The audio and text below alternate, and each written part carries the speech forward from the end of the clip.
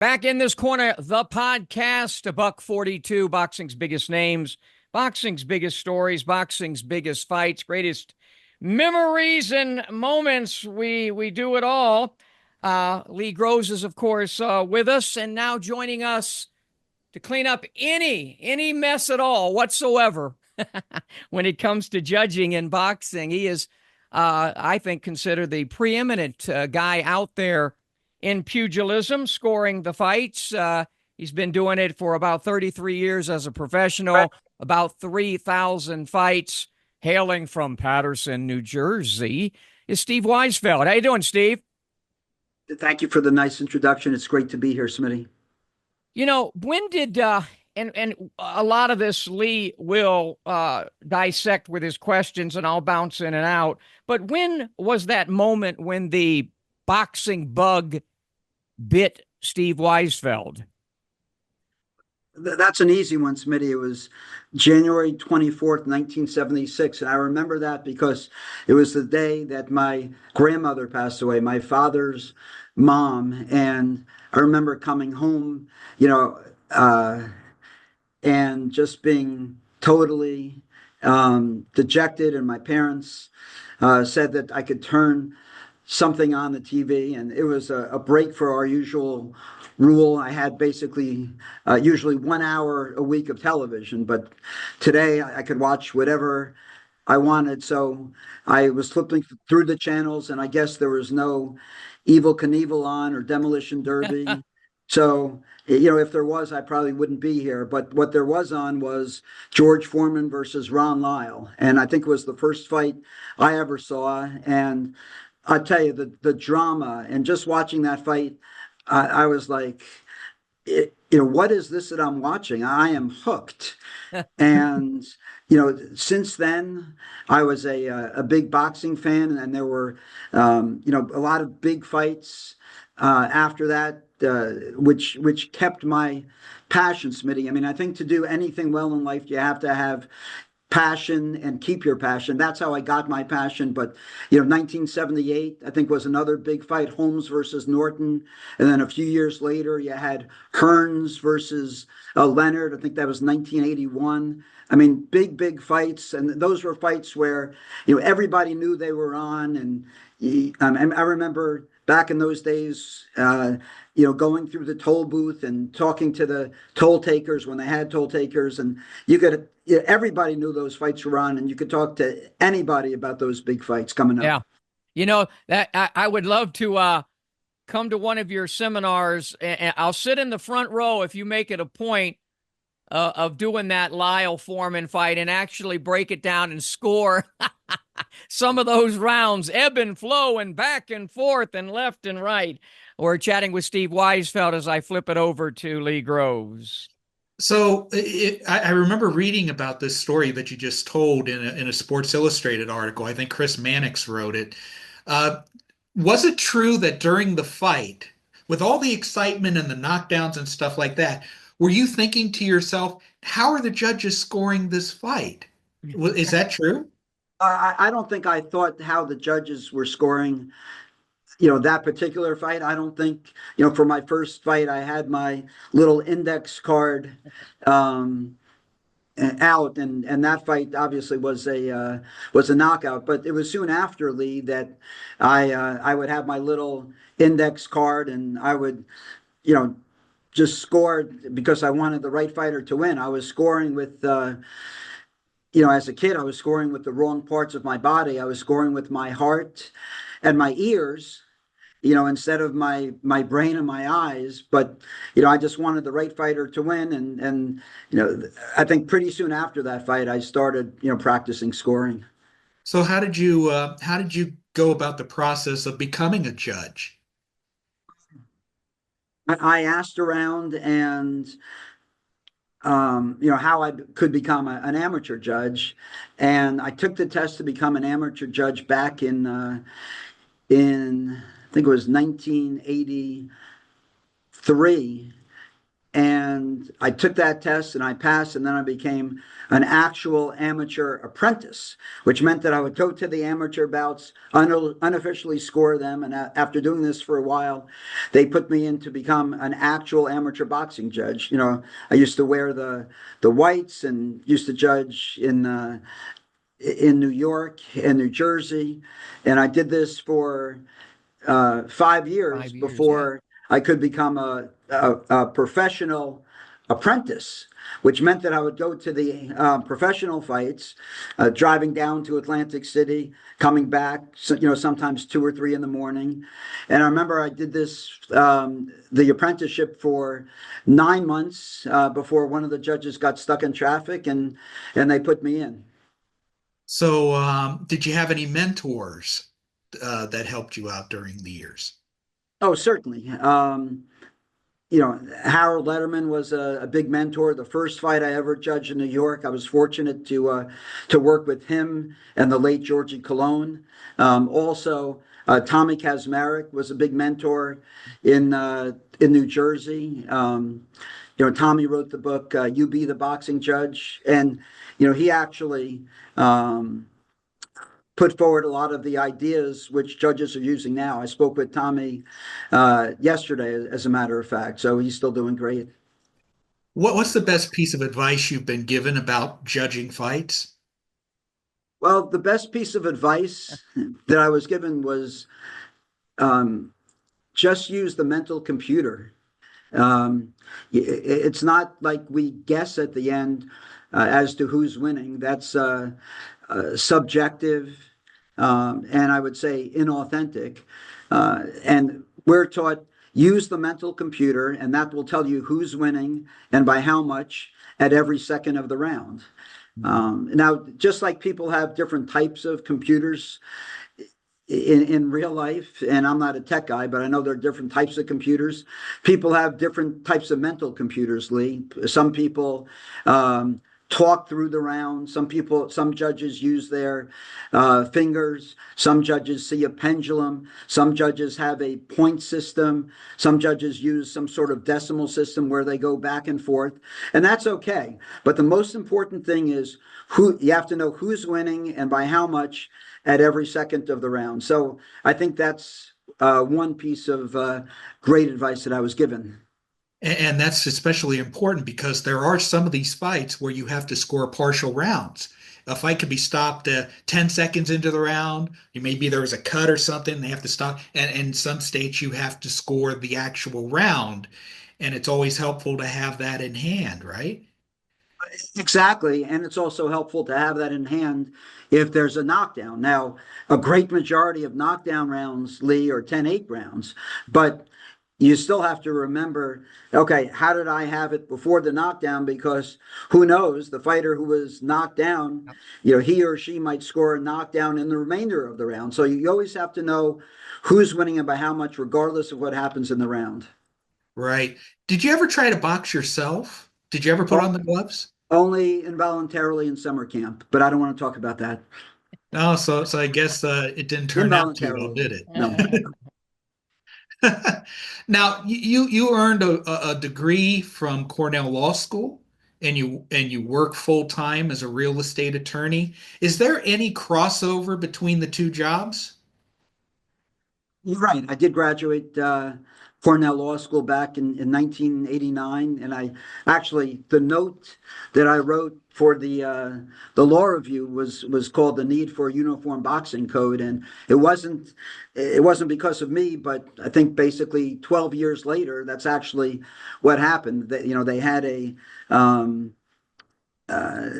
they called it the Unified Boxing Code back in 2001 with some supplements. So I did do that in law school. Are there some overlaps? I think the most important um, overlap is you have to have a sense, you have to know what the rules are, obviously, as an attorney and a judge. And two is you have to have a sense of fairness because as an attorney, I'm not going to waste time for my client taking positions that are extreme. You have to know what's right. I know I have a client to represent, but at the end of the day, you know, and I do real estate. I'm not a litigator, but at the end of the day, both sides have to be happy. So again, I would say one, a knowledge of the rules, and two, a sense of fairness. Yeah. If I recall correctly, for a time, you mentioned Harold Letterman earlier as a mentor. For a time, you served in his role as a HBO unofficial official. You judged some fights there. Tell us about that experience. And is there a difference between judging the way you normally do and doing it for a TV broadcast? Yes, I mean you're right. In 2013, 2014, I was the rules expert, their term, not mine, for HBO, and I also did some unofficial scoring for Boxing After Dark. The main difference, obviously, is when you are judging as an actual boxing judge, there are no distractions whatsoever. And when you're doing it on television, like when I had that role, I still, for maybe 45 seconds at the beginning of a round, Lee, I still was asked, well, Steve, how do you have it? And then I had 45 seconds to explain, how I had the fight up to that point, or at least the previous 3 or 4 rounds. Yeah. And that made judging those 45 seconds extremely difficult because I can't concentrate on two things. And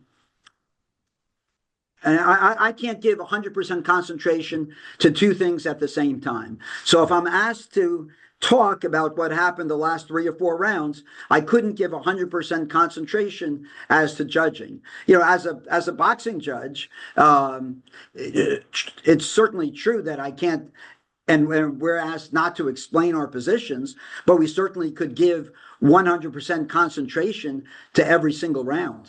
Yeah, that's well said. That you put it that way. I think as a broadcaster, whether mainly my role, the thousands of fights I've called was color, but sometimes I had to do lead. But I always, no matter what, would give the four criteria, clean punching, effective aggressiveness, ring generalship, defense. And then I had my own Smitty effect, which was which fighter is doing more of what they want to do. That was my final one. But what you're saying is so true. And we're going to go to the break and we'll come back and have Steve go over his criteria. But the concentration thing for fans, and this goes for all of you out there that bitch and moan, and I've done it. We've all done it. But when you say, "Oh, I scored the fight," no, you didn't. No, you didn't. You watched the fight. You heard a commentator say it, and you said, "Yeah, I have it that way too," and you went with that. But you didn't score the fight. You didn't sit there meticulously and score each round in and round out. We'll come back and talk about the right way to do it right after this. I got two options. Option one, I can accept defeat. Option two, I can get up. I can get tougher. I can get faster. I can get stronger. And then I go get mine.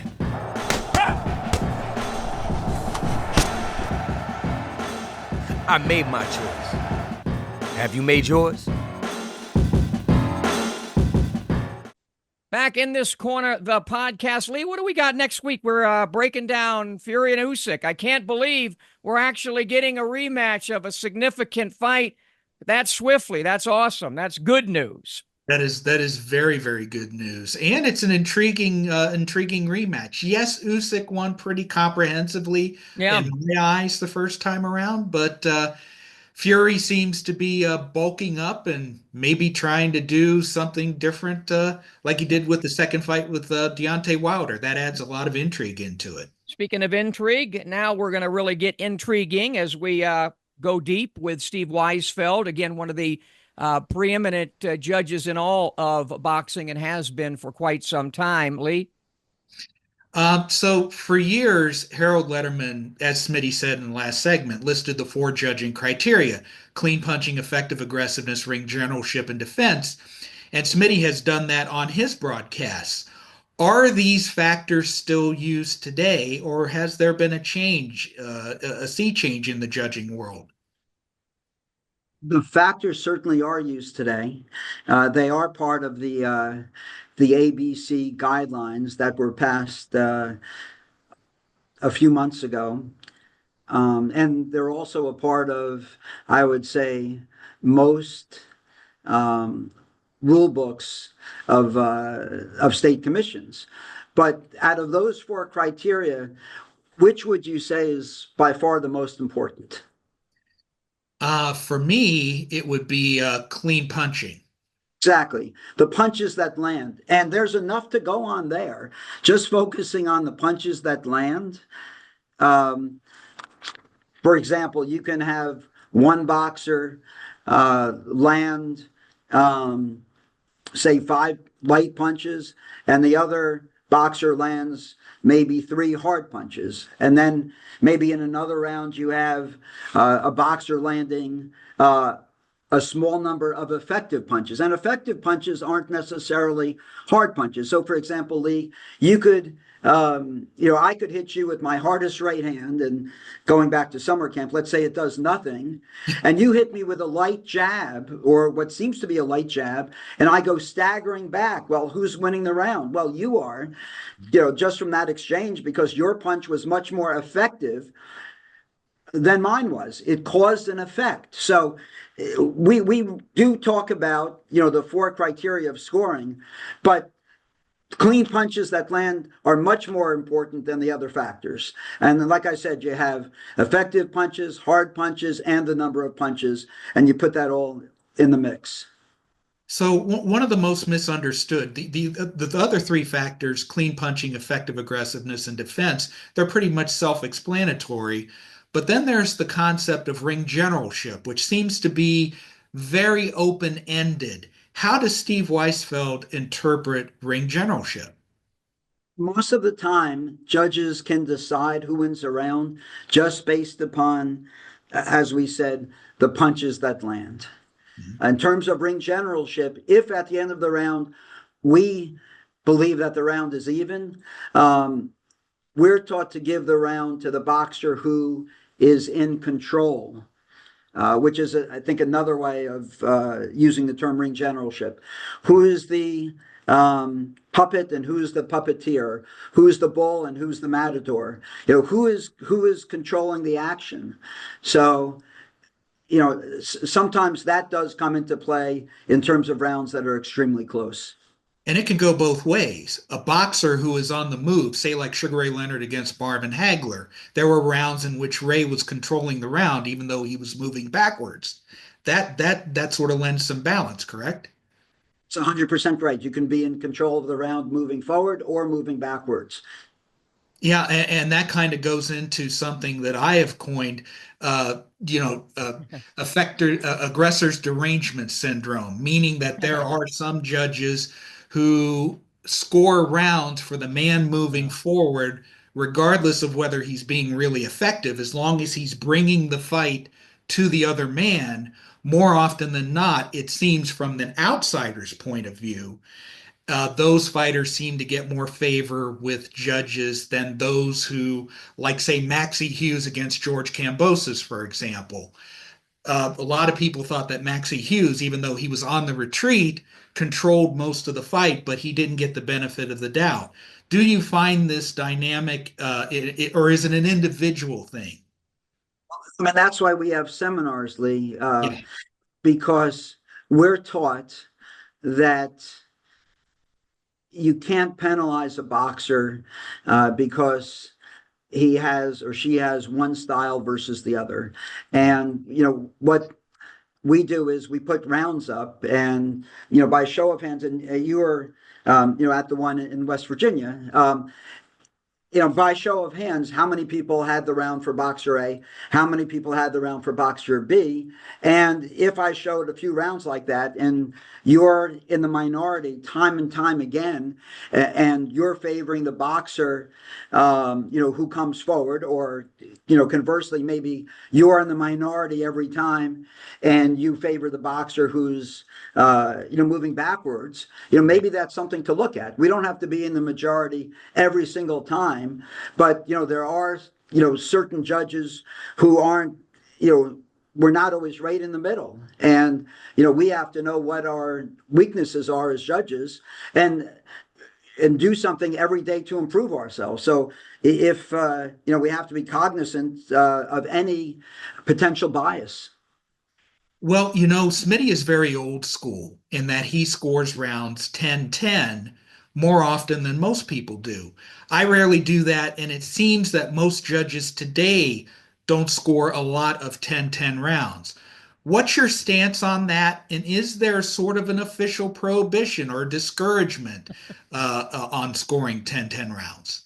Well, 10-10 rounds certainly are discouraged.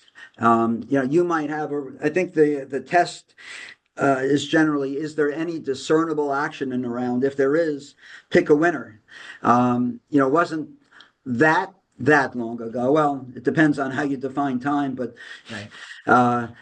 we were talking about Sugar Ray Leonard before. Sugar Ray Leonard versus Roberto Duran, their first fight.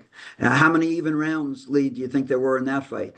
Well, I think there was one judge who had it 10 out of the 15 rounds. Exactly. That's exactly right. That judge had it 3-2-10, 10 rounds even. There were 21 even rounds in that fight.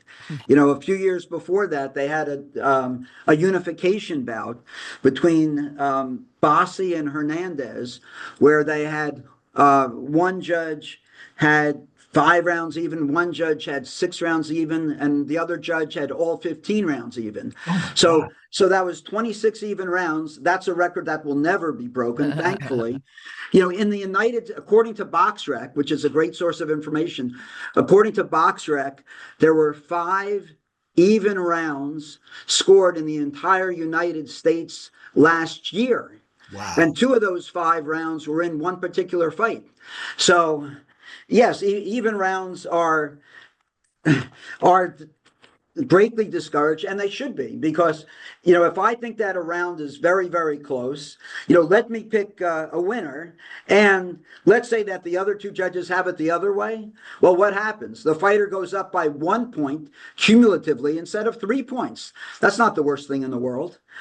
So, and conversely, if I think a fighter wins the round very, very close and the other 2 judges do as well, I think that's a sign that the fighter did win the round.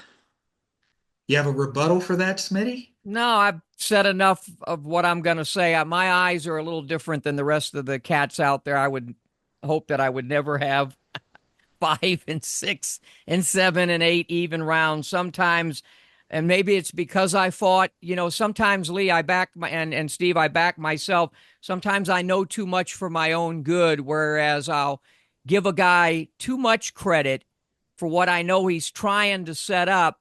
Meanwhile, the other guy's actually doing a little bit more. That's where I fall short sometimes, because I've been in the ring and done all the in-ring segments that I've done, of knowing a little bit too much, where sometimes, as Steve said, it's just right there, cut and dry in front of you, who's doing more. But it's still so difficult, and to try to do it while you're calling a fight, you don't do a good service to the network that you're with, because it's just too difficult unless you're just totally focused on that. But keep going, Lee. Well, from you made mention of this in the last segment. You conduct judging seminars. And full disclosure, as you said, I attended one of your seminars a couple of years ago when you made a stop in West Virginia. What are the seminars like, and what is the most common error that is made by inexperienced people trying to judge fights? Well, the seminars really, I try to start with the basics. What's a a landed punch? What's the scoring zone? Because if we don't have that, if we don't have a foundation on what's the scoring area, then how can we have an agreement on the more complicated things? So you start with that. You also focus on ethics. The fact that the word professional in professional boxing judge just doesn't modify the word boxing. You talk about how important it is being a professional, and then I show close rounds. I show rounds where you have tremendous action. I show rounds where there's very little action. I show partial rounds. I mean, there are rounds where one boxer lands quite a number of more punches, but then he gets staggered at the end. There are rounds that are tricky because there's a lot of infighting. There's a round shown, and where, for example, James Toney was against the ropes, and he's winning the round, even though he's the one against the ropes because of his angles and infighting. So just because you're against the ropes doesn't mean you're losing the round. So you have a lot of rounds like that, and then I show rounds. Well, when do you get to 10-8 without a knockdown? And that's extremely rare. And under the under the leadership of Matt Delaglio, over the last year, the ABC has put forward these new guidelines, and the new guidelines say that you have to not only land many more punches than your opponent, but you have to stun your opponent in the round over a long period of time for it to be a 10-8 round. So again, it's very rare to have 10-8 without a knockdown. It's also rare to have 10-9 with a knockdown. And the standard that we agreed to there, and again, these rules were these not rules, but proposed guidelines were sent to the different commissions, the sanctioning bodies, and boxing judges, and also fighters. But the guidelines are that if there's a knockdown, it's a 10-8 round, except if the fighter who is knocked down, considering the balance of the round, and by balance I mean what happened before and after the knockdown, considering the balance of the round, that fighter won decisively and dominantly, hurting their opponent in the process. So again, that's rare to bring it back from 10-8 to 10-9. What we don't want to do is undervalue the knockdown. So, we show rounds like that too. We also show rounds where you have one knockdown either way, or you have a round where it's two knockdowns one way, one knockdown the other way, or right. There are rounds with four knockdowns, and we teach, and this is a new clarification in the guidelines. We teach that if you see a knockdown, score a knockdown. There's no minimum. But in terms of you asked me mistakes by newer judges. I would say maybe not fully understanding the 10-point must system. Maybe a few judges, if there's a knockdown either way, they have it 9-9 or 9-8. But, we quickly tell them, no, you can only go to to have a 9-9 or 9-8 if the referee takes a point away for a foul, not if there are knockdowns either way. So, those are, I think, some mistakes that newer judges make. Steve, do you think that there is enough accountability for judges? We've talked about it for I've talked about it for 30 some odd years. What is, if any, the accountability? Typically, nothing gets done. Every once in a while, we've seen some egregious scorecards where it's led to the ousting of a few. What do you think? I know it's got to be personal for you. I know what great pride you take in your profession, but how do you speak to accountability where judges are concerned in boxing? I think we're certainly held accountable, and rightly so. The only thing that judges want to do is to have the right score, is to have the right fighter winning. And, if if the judge does a, quote unquote bad job, according to the commission, that commission is not going to put the judge on the top of the list anymore. So I think there is accountability. Plus, as Smitty, our scores are public. I mean, not only the overall scores, but the round by round scores are often on BoxRec. So, our scores are given on the air as, say, 97, 93, but obviously we judge one round at a time. So I think that's a common, misconception also, that somehow, a fight that's relatively close, that somebody should hear that it's 97, 93 or 96, 94. I could be judging a fight where I have every single round close for Boxer A. Somebody says 100-90, Weisfeld, what were you watching? It was a close fight. I could say, yeah, it was, but I have to score each round on its own, and I can't worry about myself. I have to have a short attention span. I have to forget about the previous round, and whoever wins wins. So, and in terms of egregious scoring, I think, and no offense to any commentators, but one point that I made before, Smitty, was that I think a lot of people, judge with their ears, and they want to be in the majority, and they want most of the time the commentators have the correct score, but oftentimes if there's a discrepancy between the commentators and the judges, perhaps the judges are correct. Yeah. Like referees, judges are lightning rods for criticism, and that's especially true in the social media age. How do you deal with any controversies that come your way? Do you Well, just ignore it, or as my wife often tells me, she says, if you see something that's garbage, what are you supposed to do? Continue to dig through the garbage bin? So, and look, I like sometimes enjoying a fight without judging, but who is the criticism coming from, Lee? If it's coming from somebody unknown who hears something from somebody, or maybe they were having a few drinks with friends and they happen to give their overall opinion on the fight, do I respect that opinion, or do I respect the opinion of my colleagues who say, Steve, I want to discuss this round with you, or a commissioner who says, well, how did you actually see that round? And I think that's part of the accountability too. You have to be able to explain yourself. You can't just say, oh, that's the way I saw it. Well, why did you see it that way? So I think, to answer both of your questions, it depends on who's doing the criticism, because it certainly could be constructive. Yeah.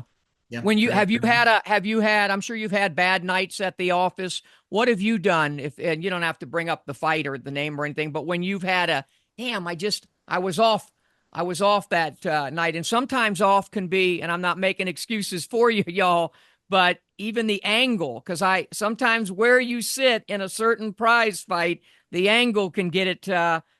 Have you ever had that situation where you had a bad night, and how do you cope with that?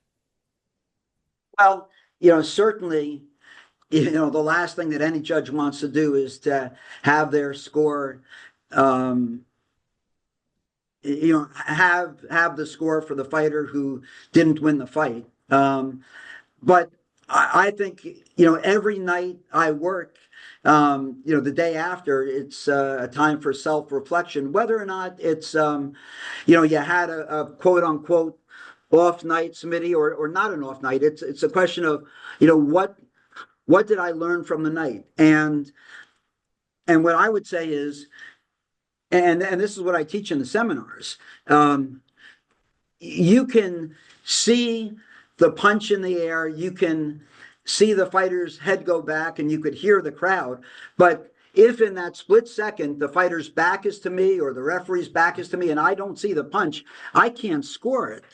So, that might, maybe that's 2 or 3 punches around, and maybe that makes a difference in a very, very close round. And maybe that's the difference between me and the other 2 judges. And you're right. There's nothing like being there. So if I wanted to watch it again, yes, I'm watching it from a different angle, but I'm also not necessarily, hearing the punches. I'm not hearing the fighters, grunts and groans. I'm not actually. I like to say when I'm at the fights, I am as much as possible immersed in the action, and I just can't be immersed in the action at home. So yes, I try to learn from the fights, but you can't beat yourself up over it. Are we using replay? Is it being implemented enough in boxing at the high level? Sometimes I've seen it used, seldom. I mean, obviously we don't want to have to use it, but do you think it's being utilized enough and properly? I mean, I can't think of a recent fight where the wrong call was made recently and it hasn't been corrected. I know that there was a fight, Boachuk versus Ortiz, where a first round non-knockdown was corrected and they called it a knockdown. So I think it's used properly, and it's used in other sports. To me, if there's, in the debate between efficiency and fairness, I'm going to go with fairness a great majority of the time. And the most important thing is to have the right winner. So what if there's a slight delay? Right. I welcome it. Yeah. You made reference to this a couple of questions ago, and one argument that is often made to explain divergent scorecards is that the 3 judges sit on different sides of the ring. They have different angles, and that's understandable.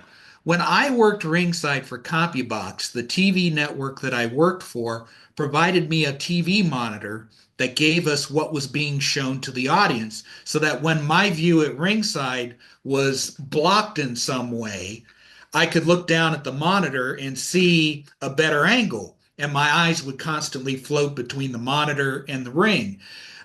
Would you be in favor of having a TV network put a monitor at your workstation so that your angle situation could be made better? No, wouldn't be in favor of that. And it would be a distraction for me looking up and down. And in the split second, Lee, that I would glance from down to up or up to down, I could be missing something. So I would always try to focus as much as possible on the fighters in front of me. And I try to minimize, myself not being able to see. For example, I don't necessarily have to be sitting in the chair the whole time. I can move over a little bit. I could stand up a little bit. So I could position myself between the ropes. So there are things you could do, to minimize any interference. But I certainly understand why the commentators do it like that, because the commentators want to give commentary on exactly what the TV audience is seeing. So that makes perfect sense. Yeah. Yeah. And now, speaking of distractions, I believe it was the WBC 10 years ago. They experimented with the concept of having judges wear noise canceling headphones. Did you take part in that? And if so, how did that work out? They don't seem to be doing that anymore. They did that, I believe, for one fight, and I didn't have, a problem in that particular fight. But I prefer to be able to hear. Maybe, as I said before, the fighter, grunts a little bit from the impact of the punch. Yeah. Maybe the referee says something like, the referee indicates it's a low blow verbally. I mean, I like to be able to hear, and obviously we don't judge based upon what the crowd noise is. I mean, we're taught to disregard many factors, but I I never had a problem disregarding unnecessary noise. Is there much camaraderie, Steve, amongst the judges? Certainly, I know if you're in Jersey or New York with your guys and gals, but I mean, as a just a norm, is there camaraderie with judges? I know what the referees do because I know them all, but what about with the judges? Do y'all get together before and after and talk about how the night went? I mean, we get together afterwards. I mean, it's not afterwards sometimes is a time to relax and not necessarily critique your performance. But I would say maybe a day or two later, I might not set up a Zoom call, but I might call a colleague and say, I'm just curious, how did you have this particular round? I'd like your insight. And other judges do the same, and I think that's how we get better because, as I said, there's no mathematical formula. I wish Yeah. there was, but there's no, but there really can't be a formula that says 5 jabs equals 1 hard shot. So, what's your opinion on this round? Yeah, I think the subjectivity of it is part of the beauty of it, especially if it's run the right way. If it's a close fight, you can always have a rematch. And it seems like, though, from hearing you and reading about you and the people, because I haven't spoken to you much, though. It seems like your greatest attribute, or two of them, would be preparation and your focus. Would you agree that that seems to be your strong suits? Well, it's nice of you. I always try to prepare, and you can't just prepare the day of. You have to be prepared at least a day or two before.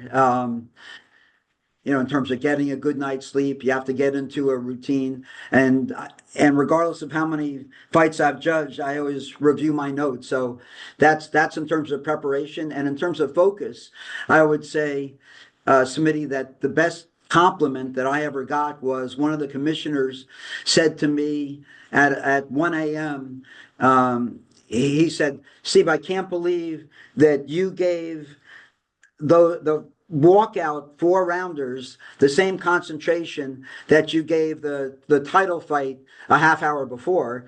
And I said, well, I would say, shouldn't everybody? I mean, to them, it's a championship fight, and they're entitled to 100% of our focus, just like anybody else. So, and by the way, I respect the fighters tremendously. So that's the least I could do, is to give them 100% focus. If I gave them 99% focus, it wouldn't be fair for the boxers. Yeah, well said. And that's why I'm sure that someday, Lee, will be seeing this gentleman, Steve Weisfeld, in Canastota in June with us at some point. And maybe on stage on induction day. Yeah, absolutely. Too kind. Well, listen, thanks for coming on and answering the questions.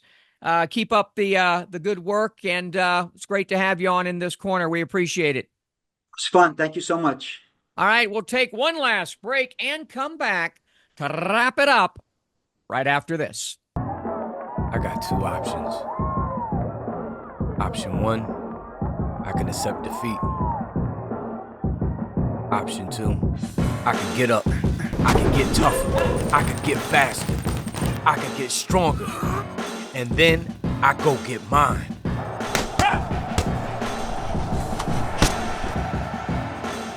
I made my choice. Have you made yours? Back in this corner, the podcast. It's about that time. We're going to talk about, I bet, don't you?